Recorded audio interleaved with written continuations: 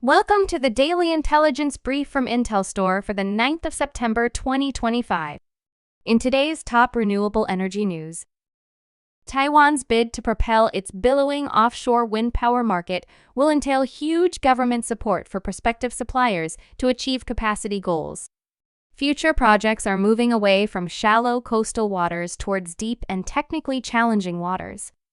The densely populated island, long reliant on coal-fired power, has more than quadrupled its wind capacity to 4 gigawatts from less than 1 gigawatt before the COVID-19 pandemic. The country aims for 60% renewable-sourced power by 2050. Last Friday, the SSB presented updated figures for property taxes paid in Norway. These showed that the total amount was 17.5 billion kroner. Of this figure, Norway's renewable energy sector paid 8.3 billion Norwegian kroner in property tax. Figures from Statistics Norway show that the state received just 800 million kroner in property tax on petroleum facilities, including offshore drilling facilities and onshore refineries. Some 1,300 megawatts out of 1,947 of Ukraine's wind power capacity are occupied by the Russian Federation.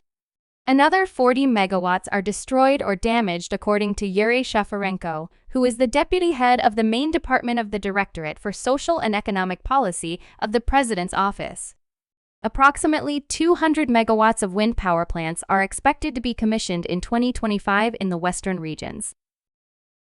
Solar energy generation in Latvia has reached market saturation, meaning the overall electricity system should now focus on other types of production. This is according to the chairman of the subsidiary of Latmirgo Group responsible for grid management. Households are increasing their capacity, while on the corporate side, solar parks are under development.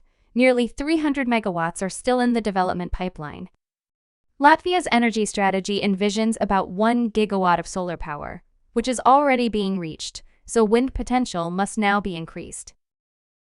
Electric customers across New England could be saddled with up to $500 million in additional annual supply costs if work does not resume on the nearly completed Revolution Wind project.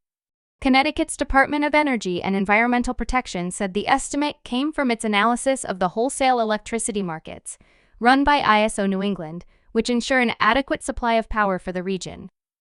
DEP also estimated that Revolution Wind's power purchase agreement with Connecticut would save the state's ratepayers between $150 and $200 million over the 20-year life of the contract. You can learn more about all of IntelStor's market and sales intelligence offerings at www.intelstor.com and subscribe to our channel today.